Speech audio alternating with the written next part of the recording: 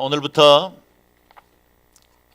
저희가 시편 23편 각 한 절씩 해서 6주간의 말씀 묵상 강해를 해 나가려고 합니다. 두드림 예배는 제가 그동안 외부에 많은 강사들을 모셨습니다. 그래서 제가 새해가 들어서면서 첫 시간에 팔복을 강해를 했고, 그리고 그 이후로는 계속 외부의 강사들 중심으로 말씀을 나누었다가 하반기에 강사가 없다고 그래서 제가 썼습니다. 딱히 이렇게 프로그램이 없기 때문에 제가 썼습니다. 근데 사실은 저도 이 두드림 예배에 말씀 나누는 게 참 좋습니다. 그리고 사실은 제게도 말씀을 나누면서 또 준비하면서 받는 은혜들이 크기 때문에 제게도 축복의 시간이 될 걸로 믿고 이 강해를 시작하게 되었습니다. 이 세상에는 우리의 마음을 따뜻하게 하는 수많은 시들이 있고, 또 피조 세계의 아름다움과 신비를 노래하는 많은 글들이 있습니다. 그러나 시편 23편보다 더 아름답고 더 감동적인 노랫말은 존재하지 않는 것 같습니다. 제가 처음 시편 23편을 처음으로 듣게 된 것은 교회가 아니라 예수 믿기 전이었죠. 예전에 TV에 주말의 명화에서 상영된 오래된 서부극 중에 하나였습니다. 지금은 저는 그 서부극의 스토리가 전혀 기억나지 않습니다. 그리고 주인공이 누구인지도 또 그 배경이 어떤지도 전혀 기억나지 않습니다. 그러나 유독 한 장면은 제 머리에 생생하게 기억에 남아 있습니다. 일단의 불량한 무법자들이 외따로 떨어져 있는 농가로 침입해 들어왔습니다. 그리고 아마도 어떤 사람의 뒤를 캐기 위해서 그 농가에 있는 한 여인에게 권총을 들여대면서 위협을 하면서 실토하라고 말을 했던 것 같습니다. 부인이 순순히 대답하지 않자 이 무법자 중에 하나가 그 부인 발 앞에 권총을 쏘면서 위협합니다. 그때 부인은 내게는 당시 좀 생소했던 주문 같은 그 무엇을 암송하기 시작했습니다. 윽바륵 지르는 위협도 계속됐고, 부인도 총성에 움찔하면서 놀라기도 했지만 처음부터 끝까지 침착하게 암송했던 바로 그 시, 여러분이 짐작하는 대로 시편 23편이었습니다. 예수 믿고 나서야 알게 된 이 시편 23편을 다시 묵상하면서 한 가냘픈 여인이 죽음을 위협하는 사람들 앞에서도 흔들리지 않고 자신의 믿음을 담담히 고백하며 그것을 통해서 위로받았던 이 놀라운 시, 그토록 담대하게 만들었던 이 놀라운 한 편의 시, 그 힘에 저도 스스로 그 아름다움을 고백하지 않을 수 없었고, 저도 역시 이 시편 23편을 참으로 사랑하게 되었습니다. 헨리 워드 비처라는 설교자는 그의 책에서 시편 23편을 이렇게 평가했습니다. 조금 길지만 여러분 자막을 보면서 눈으로 따라 읽으시면 좋겠습니다. 이 노래소리는 고난을 사라지게 하고 슬픔에 잠긴 자들을 위로하며 안식을 준다. 이 시는 감옥에 갇힌 자를 위로하고 의심을 사라지게 했다. 낭망한 군인들에게는 용기를, 병든 자에게는 새 힘을, 뼈아픈 슬픔을 이기지 못하는 과부와 고독한 고아들에게는 위로를 주었다. 죽어가는 군인들은 이 시를 들으며 평안히 눈을 감았고, 음침한 병원은 이 시로 빛을 받았으며, 옥에 갇힌 자들은 이 시를 읽고 자유함을 누렸다. 그리스도인으로서 노예된 자들은 이 시를 읽으면서 주인이 누리지 못한 자유를 누렸고, 사랑하는 사람을 떠나보내는 자들은 이 시를 읽으면서 위로를 받았다. 이 시는 앞으로도 많은 사람들에게 위로를 줄 것이다. 당신의 자녀들과 나의 자녀들, 그리고 자녀들의 자녀들을 향해, 그리고 모든 세대의 사람들에게 노래하며 위로를 줄 것이다. 이 세상의 종말이 이르기까지, 그리고 마지막 성도가 하늘나라에 들어가기까지 이 시는 그 날개를 접지 아니할 것이다. 그리고서 하나님의 가슴으로 날아가 하늘의 모든 소리들과 함께 합하여 영원히 아름답고 기쁜 노래로 노래할 것이다. 정말 얼마나 아름답게 시편 23편의 그 가치를 노래했는지요. 그래서 저도 죽음을 앞둔 환자들을 찾아가면 임종 전에 말도 할 수도 없고 또 우리의 말도 미처 이해할 수 없을 만큼 무의식 상태에 빠졌더라도 반드시 시편 23편을 읽어드립니다. 하나님께서 맨 마지막까지 남겨둔 우리의 오감 중에 하나가 청각인 것은 우연치 않게도 하나님의 말씀을 끝까지 들을 수 있도록 귀는 열어두신다는 사실입니다. 그래서 비록 무의식 중에 깨어나지 못한 코마 상태에 있다 할지라도 이 말씀을 읽을 때 환자의 표정이 바뀌고 평안한 임종을 맞이하는 것들을 볼 수 있었습니다. 이 시는 그저 감상적인 노래로 그치지 않는 생명력을 가진 시입니다. 미사여구의 단어들을 조합해서 만든 세상의 노래가 아니라 믿음의 고백이요, 삶의 확신이며 최상의 주님을 노래할 수 있는 인간의 아름다운 찬송시가 됩니다. 이 시편이 다윗의 노래로 그치지 않고 우리가 6주간 이 말씀을 묵상해 나가는 동안에 우리 모두의 신앙 고백이 되기를 바라고 목자 되신 그 하나님을 더 깊이 만나는 은혜와 축복이 있기를 주의 이름으로 축원합니다. 1절 말씀만, 오늘 강의할 1절 말씀만 함께 읽겠습니다. 시작. 여호와는 나의 목자시니 내게 부족함이 없습니다. 제가 한 번 더 읽습니다. 여호와는 나의 목자이시니 내게 부족한 것이 없습니다. 이 짧은 한 절의 말씀에 얼마나 많은 메시지가 담겨 있는지요. 그리고 이 짧은 한 절이 하나님께서 우리 각 사람들을 향해서 얼마나 엄청나고 놀라운 계획을 가지고 계신지를 잘 드러냅니다. 이 삶의 노래는 우리 영혼의 노래고 내 삶의 마지막까지 붙들어야 할 고백이기도 하죠. 다시 한 번 더 고백해 볼까요? 여호와는 나의 목자시니 내게 부족한 것이 없습니다. 아멘. 여호와가 나의 목자시다 라는 말에는 세 가지 의미가 있습니다. 첫 번째는 그분이 우리의 삶을 책임지신다는 뜻입니다. 목자가 되신다는 말은 우리의 삶에 대한 그분의 무한 책임을 의미합니다. 목자가 누굽니까? 네 가지 역할을 합니다. 제가 이 네 가지는 6주 동안 계속 반복하게 될 거예요. 첫 번째는 목자는 공급자이십니다. 우리 삶에 필요한 모든 것을 채워주시는 분이십니다. 목자는 보호자이십니다. 악한 것으로부터 지켜주십니다. 목자는 인도자이십니다. 내 삶에서 가장 좋은 것으로 채워주시는 분이시고, 목자는 이 세상이라는 들판에서 가장 신선하고 아름다운 목초 그리고 신선한 물이 어디에 있는지를 잘 아시는 분이십니다. 그분이 우리를 이끌어 가십니다. 또한 목자는 치유자이십니다. 잘못된 길로 가다가 상처받고 부러지면 고쳐주십니다. 어떻게 해서든지 회복시키고야 마시는 분이십니다.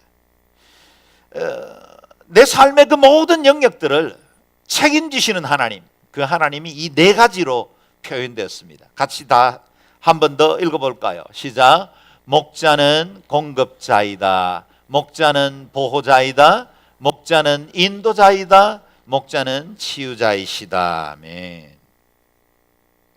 여러분 힘들 때마다 우리가 병원에 가면 처방전을 내주듯이 내 믿음의 연약함, 내 삶과 환경에 어려움이 있을 때마다 시편 23편을 처방전으로 삼으실 수 있길 바랍니다.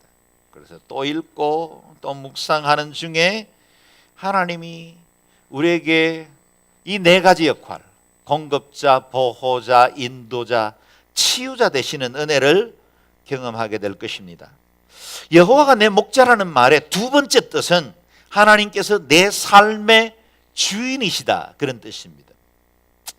영어 성경에는 1절 말씀에서 우리말과는 달리 여호와라는 말을 쓰지 않습니다. 대문자를 써서 The Lord is my shepherd 그렇게 부릅니다. The Lord. Lord라고 말하는 건 아도나이에서 나왔습니다. 우리도 우리 아버지의 이름 함부로 못 부르죠. 도자, 제자, 하자라고 부릅니다. 우리가 아주 존경하고 귀하는 분들에게는 그냥 이름만 부르지 않고 반드시 그분의 직함이거나 호를 붙여서 부릅니다. 그만큼 우리는 이름 자체에 신성을 부여하죠. 이게 동양의 문화입니다. 이스라엘의 문화도 마찬가지입니다. 하나님을 여호와라 함부로 부를 수가 없었던 겁니다. 그래서 하나님의 이름이 나올 때마다 이스라엘 백성들은 글자는 하나님의 이름이 나왔는데 부르기는 그냥 아도나이 그렇게 불렀다는 겁니다.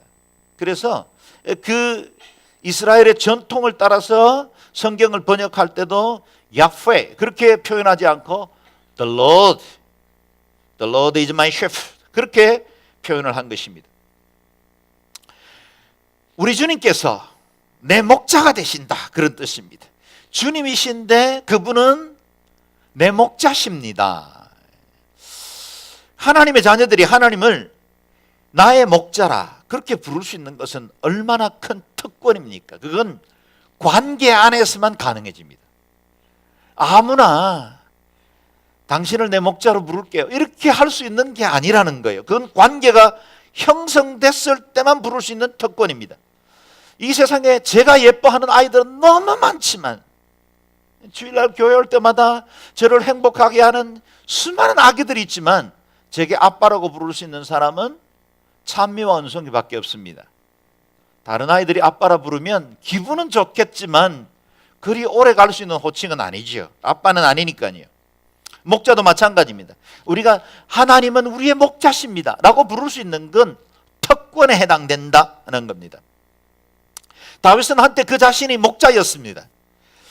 다윗은 주님은 나의 목자라고 말할 때 그 자신의 경험을 근거로 우리 하나님은 어떤 분이십니까? 그분은 목자시죠. 그렇게 고백하였다는 겁니다. 다윗은 알았습니다. 양들에게 목자가 어떤 존재인지 누구보다 그 관계를 잘 알았기 때문에 여호와는 나의 목자시라 그렇게 불렀다는 겁니다. 양 떼는 목자에 의해서 운명이 결정됩니다. 스리랑카에 사역할 때 밤에 우리를 두렵게 한 것 중에 하나가 떠돌이 개들입니다. 밤이 되면 떠돌이 개들이 떼를 지어서 다닙니다.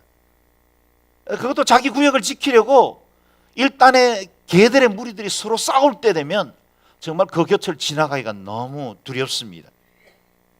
이렇게 떠돌아다니는 개들은 대부분 남의 집 쓰레기통을 뒤지고 아무 데서나 잠을 잡니다. 그러다 보니 개 중에는 피부병에 걸려서 거의 털이 없는 놈들도 다녀서 보기만 해도 흉측합니다. 제대로 먹을 게 없으니까 말라 비틀어져 있고 그 개들의 몰골이 엉망입니다. 설사 개를 좋아하는 분들도 식욕이 떨어집니다. 그럴 만큼 엉망입니다.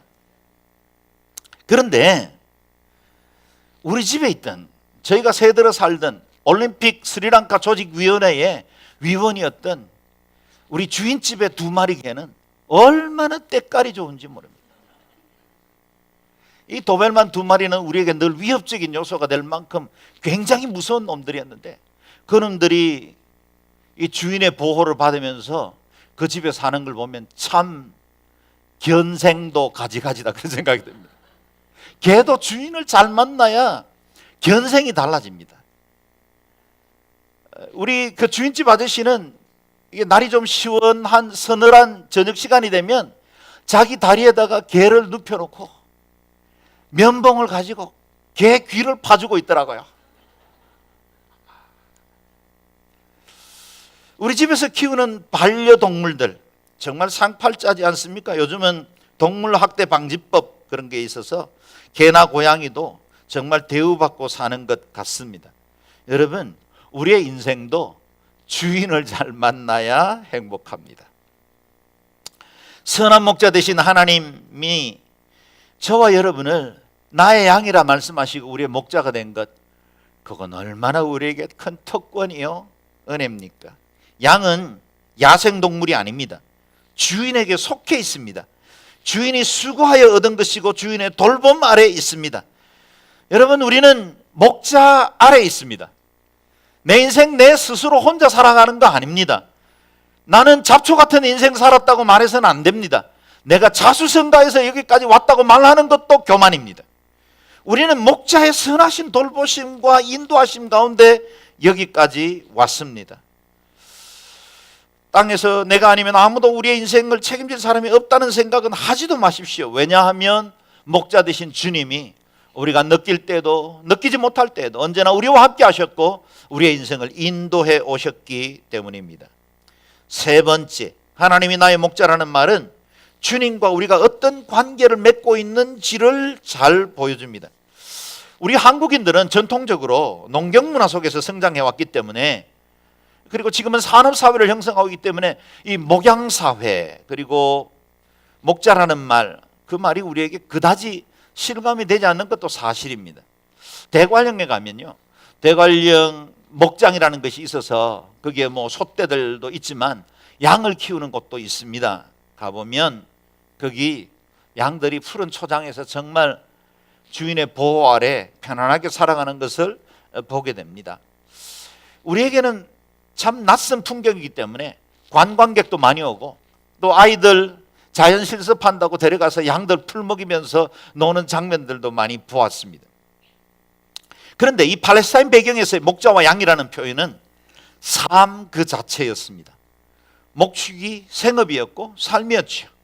목자와 양은 새로운 목초지를 찾아서 계속해서 함께 이동해야 했었습니다. 특별히 건기가 되면 풀들이 말라버리기 때문에 신선한 목초지를 찾기 위해서 유목민, 노마드라는 새로운 이런 그 삶의 양식들이 나올 만큼 목초지를 찾아 헤매야 했던 거지요. 풀을 찾으면 능력 있는 목자가 있어서 좋은 물이 있고 또 풀이 있는 곳을 찾으면 배불리 먹고 살거니와, 만약에 그렇지 못하면 허기지고 곤고한 채로 계속해서 이동을 해야 하는 상태가 바로 팔레스타인의 목자와 양이라는 관계라는 겁니다. 다윗은 자신이 목자였을 때 양들을 공격하는 이리떼와 곰과 몸을 던져 싸웠습니다.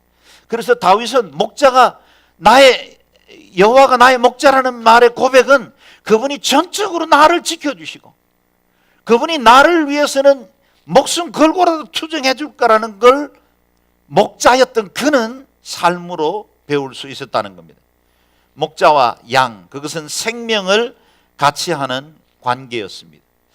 여러분과 나의 주님 예수님께서 나는 선한 목자라 그렇게 말씀해 주신 건 우리에게 얼마나 큰 은혜입니까? 요한복음 10장이지요. 11절에서 15절까지 같이 한번 읽어보겠습니다. 시작. 나는 선한 목자다. 선한 목자는 양들을 위해 자기 생명을 내놓는다. 싹구선 목자가 아니요 양들도 자기의 것이 아니기 때문에 이리가 오는 것을 보면 양들을 버리고 달아난다. 그러면 이리가 양들을 물어가고 양떼를 흩어버린다. 달아난 것은 그가 싹꾼이므로 양들에게 관심이 없기 때문이다. 나는 선한 목자다. 나는 내 양들을 알고 내 양들은 나를 안다. 이것은 마치 아버지께서 나를 아시고 내가 아버지를 아는 것과 같다. 나는 양들을 위해 내 생명을 내놓는다. 아멘. 시편 23편의 신약적 재해석이 바로 요한복음 10장 말씀입니다. 우리 예수님은 여호와가 나의 목자라고 노래했던 그 다윗의 후손으로 와서 그 23편을 이 땅에 참된 목자 되신 예수 그리스도의 인생으로 재해석해내신 겁니다. 하나님과 우리의 관계는 운명적인 관계입니다. 양인 우리도 목자인 하나님 없이는 절대적으로 살아갈 수가 없습니다. 동시에 하나님도 양인 우리가 필요합니다. 하나님은 스스로 존재하시는 분이시기 때문에 저와 여러분의 목자가 되시기로 결정하신 날부터 우리 없이는 안 되는 분이십니다.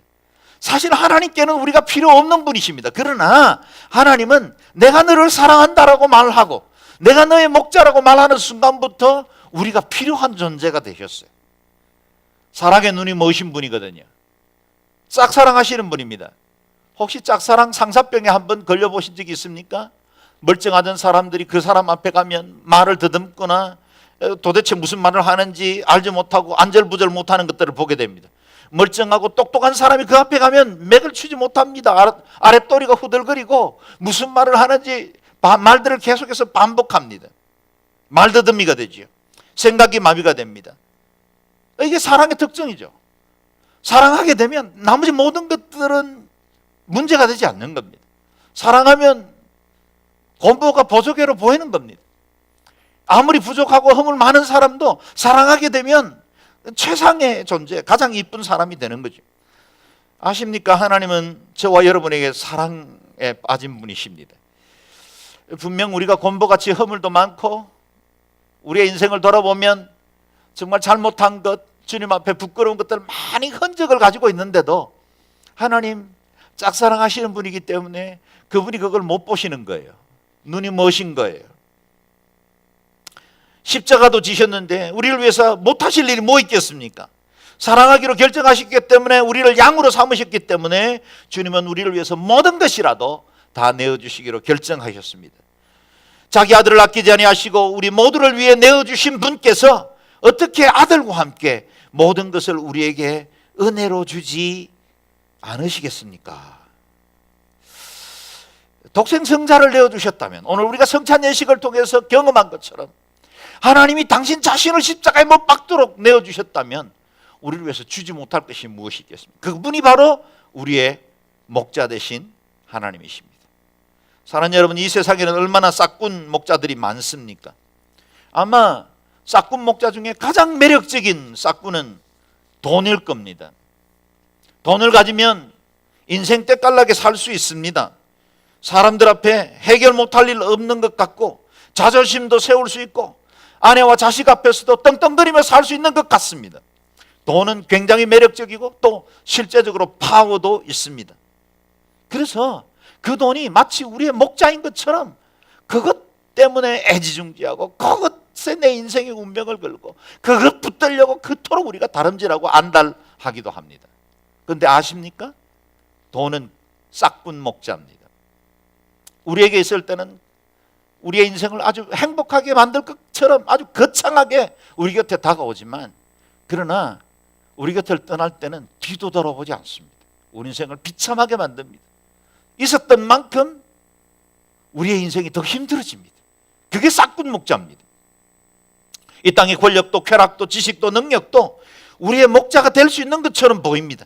금세라도 라이프 스타일을 바꾸고 우리를 행복하게 만들어줄 것 같이 보입니다. 그러나 그런 것들은 다 싹군일 뿐입니다. 잠시 머물러 있긴 하겠지만 그 싹군 목자를 따라가는 사람들을 반드시 실망하게 만듭니다. 권력을 쫓던 수많은 사람들을 우리는 오늘날 뉴스에서 보고 있지 않습니까? 이전에 엄청난 권력과 파워를 가지고 있던 사람들이 지금은 사람들의 조롱거리 대상이 되고 있지 않습니까? 싹군 목자이기 때문에 그렇습니다. 우리 하나님이 우리를 영원토록 지켜주시고 보정해 주시는 유일하신 선한 목자 되십니다. 그분에게 인생을 맡겨야 합니다. 그래야 우리 인생 실패하지 않습니다. 우리를 완전한 길로 이끌 겁니다. 높은 자도 낮은 자도 구분하지 않습니다. 가진 사람 없는 사람 차별하지 않습니다. 양들이 필요한 것이라면 무엇이든지 공급하려고 하는 분, 우리의 진정한 아버지 되시는 그 선한 목자가 우리의 참 목자 되십니다. 하나님을 목자로 모신 삶의 결과는 무엇입니까? 이어지는 말씀이죠. 내게 부족한 것이 없습니다. I shall not want. 어떤 번역은 I shall not be want. 나는 더 원하는 것이 없는 상태입니다. be. 그렇게 쓰기도 하죠. 뭐 번역마다 조금씩 다릅니다. 공동번역 성경은 부족함이 없다는 말을 내게 아쉬울 것이 없다. 그렇게 번역했습니다. 더 필요한 것이 없다는 것입니다. 이 말씀을 곰곰이 묵상해 보면 부족할 것이 없다는 것은 신뢰의 고백이다. 신뢰의 고백. 목자 되신 하나님의 인도와 보호를 굳게 믿고 있는 사람들만 말할 수 있는 거죠. 빌립보서 4장 19절에서 사도 바울은 고백합니다. 나의 하나님이 그리스도 예수 안에서 영광 가운데 그 풍성한 대로 너희 모든 쓸 것을 채우리라. 모든 쓸 것을 채우리라. 모든이라 그랬어요. 해당되지 않을 것들이 무엇 있겠습니까? 우리 주님이 목자가 되시면 그 모든 필요를 채우시는데 예수 그리스도 안에서 영광 가운데 풍성함으로 채울 것이다 그랬어요. 그냥 단순한 세상적인 내 필요를 채워주고 내 야망을 채워주는 게 아니라 그리스도의 영광 가운데 주의 은혜를 누리고 주님의 그 목자 되심을 온전히 믿고 살아갈 수 있도록 채워주신다는 겁니다. 우리가 욕심만 부리지 않는다면 이 고백이 저와 여러분의 고백이 될 수 있습니다. 내게 부족할 것이 없습니다. 오늘 본문의 개역 번역은 우리말 성경과는 달리 부족함이 없으리로다. I shall not be want. 미래형으로 말하고 있습니다. 지금 목자의 보호 아래 있다면 미래는 보장된 것이다. 그런 고백이죠. 아직 미래라는 건 살아보지 못한 불특정의 시간 아니겠습니까? 어느 누구도 미래를 먼저 살아보지 못하죠. 어떤 사람들이 미래를 예언하기도 하고 과거에 살아왔던 습관대로라면 미래도 이럴 것이라고 짐작할 정도는 가능하겠지만 미래는 우리에겐 가보지 못한 시간들입니다.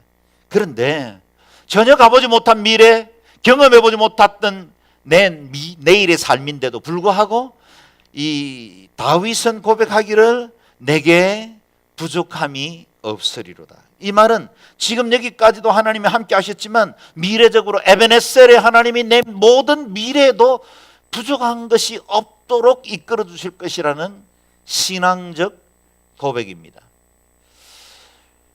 우리는 내일 일도 모르고 살아가지만 목자 아래 있기만 하면 다윗의 고백과 같은 고백을 할 수 있습니다. 부족함이 없으리로다. 우리 나이 많아 늙고 기력이 쇠할 때도 목자가 책임지십니다. 부족함이 없으리로다. 내가 때로 병들고 몸도 마음도 힘들고 어려울 때 가보지 못한 미래 때문에 불안하지만 그때도 하나님은 동일하게 말씀하십니다. 내게 부족함이 없으리로다. 여호와가 저와 여러분의 목자입니다. 내가 그의 양이 아닌 것처럼 사는 것이 문제이지 양의 신분을 제대로 믿고 그 신분대로 살기만 하면 목자이신 주님이 책임지십니다.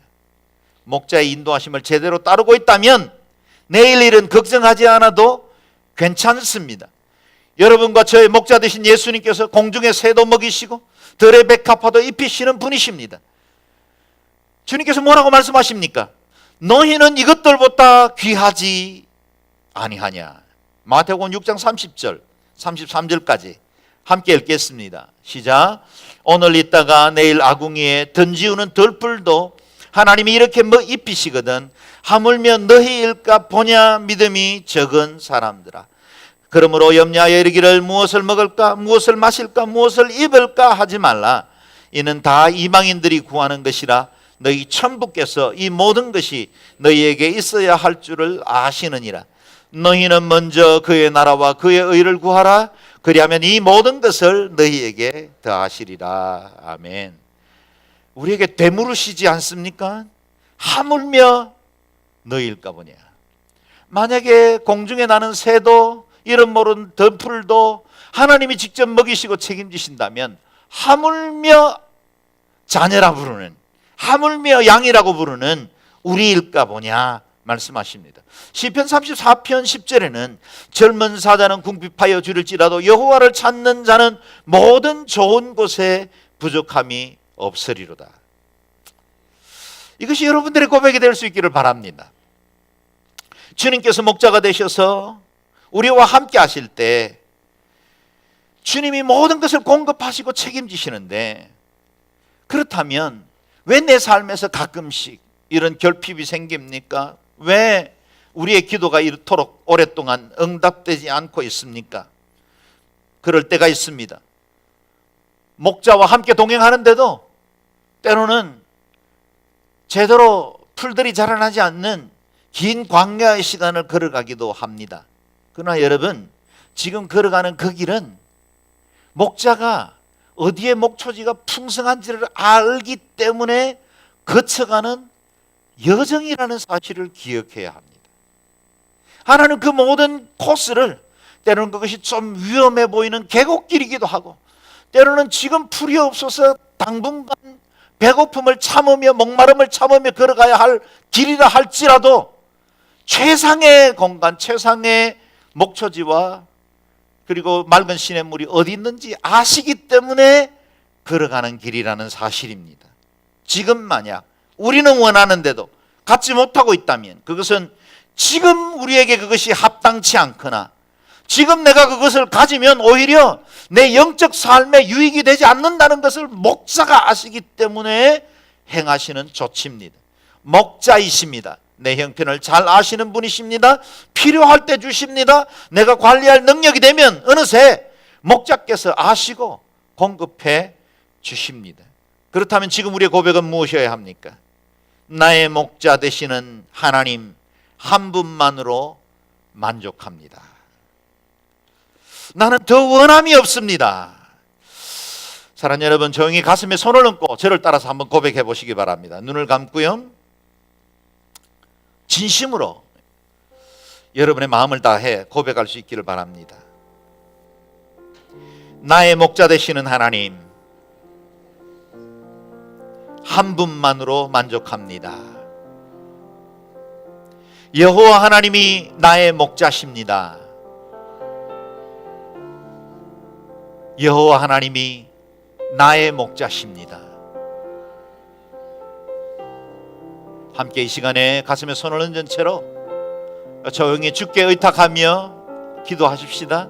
목자 되신 주님이 내 삶을 인도하시고 우리 하나님이 내 삶을 책임지시고 보호자 되시고 인도자 되시고 치유자 되시고 공급자 되시는 그 주님이 나의 목자임을 알고 온전한 관계, 목자를 믿고 신뢰하며 뒤따르는 저희들 되게 도와주옵소서.